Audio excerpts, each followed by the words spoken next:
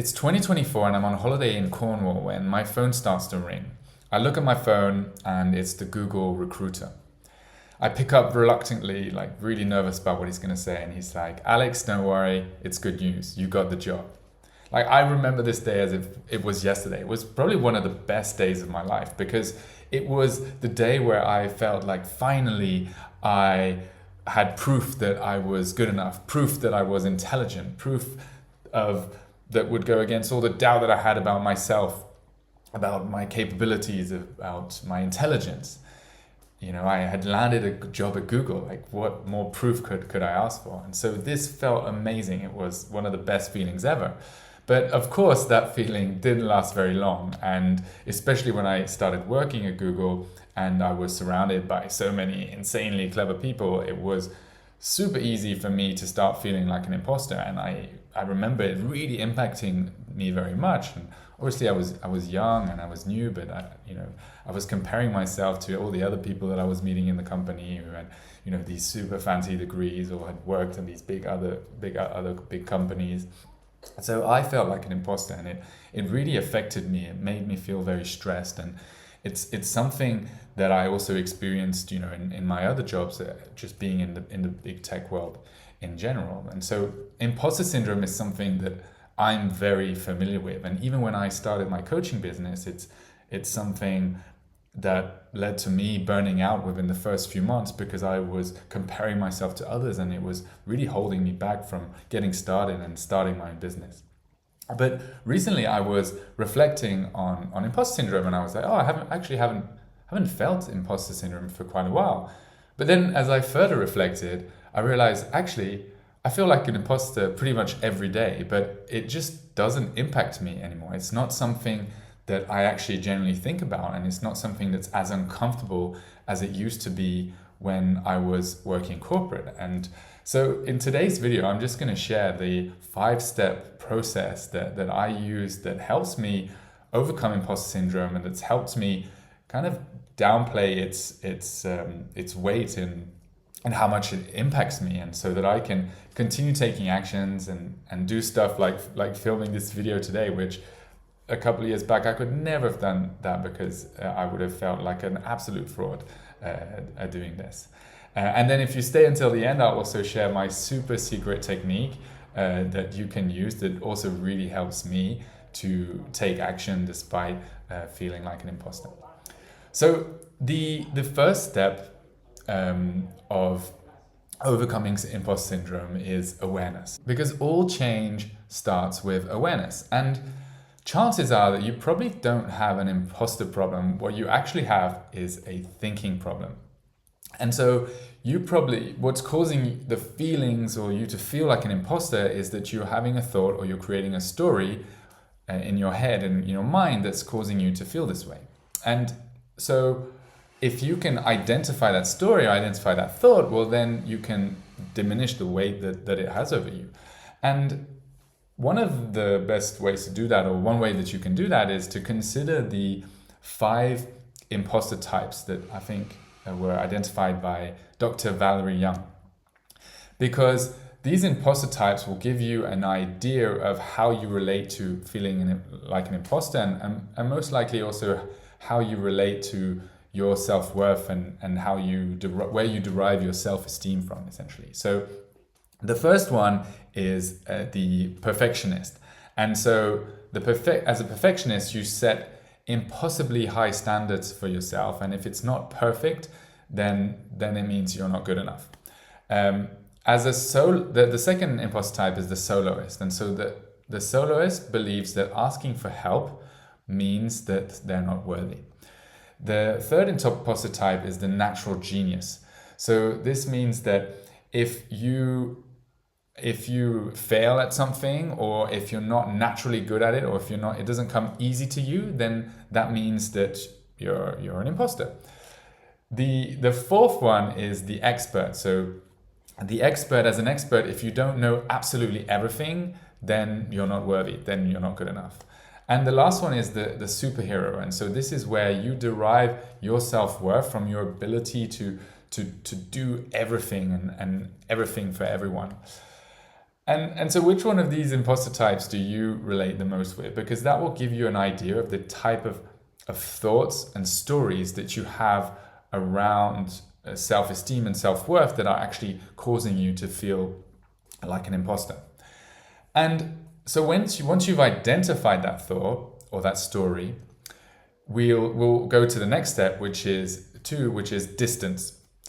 And so by distance, I mean learning to observe the thoughts instead of identifying with them. And one of the best ways of doing that is to label the thought. So next time you feel like an imposter, just create awareness, identify the thought, the story, and just start by naming it. Oh, there's my imposter thought, or there's my perfectionist thought, or my natural genius thought. And the key here is to recognize that you are not your thoughts, you are the one observing them. And it's not the thoughts that you have that make you suffer, it's the thoughts you attach to. So if you can detach from these thoughts, detach from these stories by creating distance, well, automatically they're going to have way more power over you.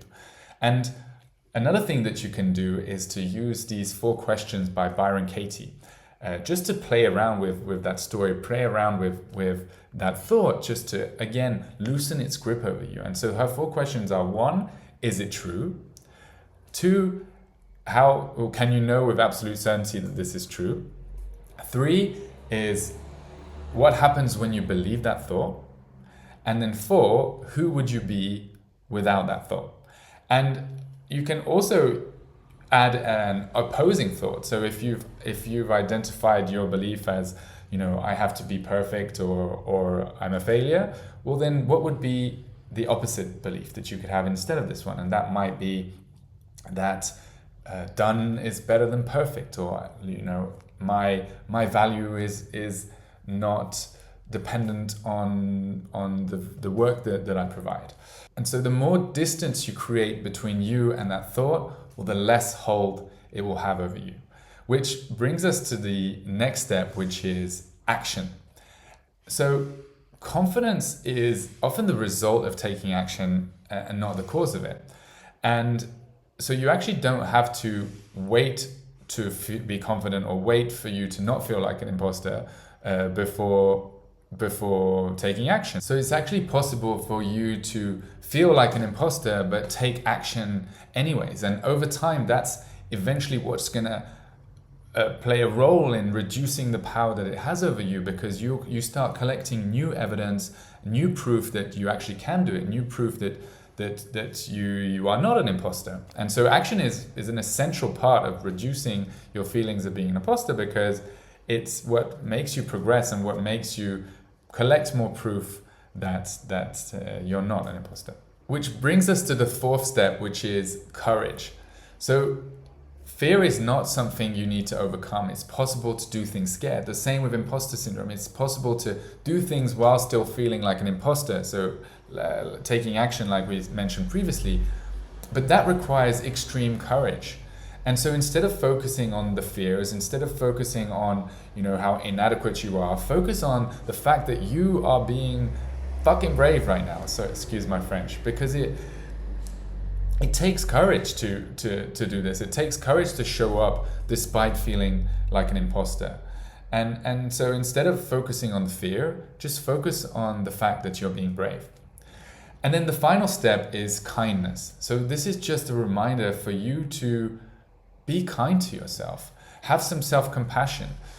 A lot of our self-doubt comes from us beating ourselves up. It comes from us being super, super hard on ourselves. And when you can bring a bit more self-compassion, change the narrative and treat yourself like you would a best friend with encouragement, well, it's going to really change your experience, and it's going to change how you see yourself, and also it's like you have your own back, right? So it's like having, if your best friend told you they felt like an imposter, you wouldn't confirm and say yes. You'd be like, no, come on, you got this. And so creating that within yourself, it really is a game changer when it comes to overcoming imposter syndrome. And I also wanted to share like this super secret technique that I use that really helped me with self-compassion. And that is to imagine that imposter voice in my head is actually the voice of 5-year-old me. because I can't be mad at 5-year-old me. And I just realized that when it's 5-year-old me speaking, it's just a part of me that feels unsafe and that just needs to be reminded that it's enough and that it's loved.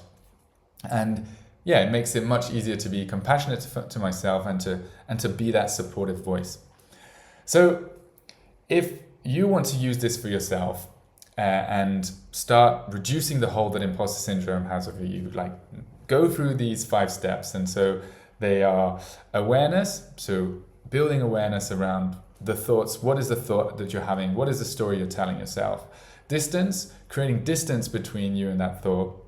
Action, taking action regardless, feeling the fear and doing it anyways, which is courage, step 5. And then the last one, remembering to be kind to yourself. So it's an acronym which is ADAC.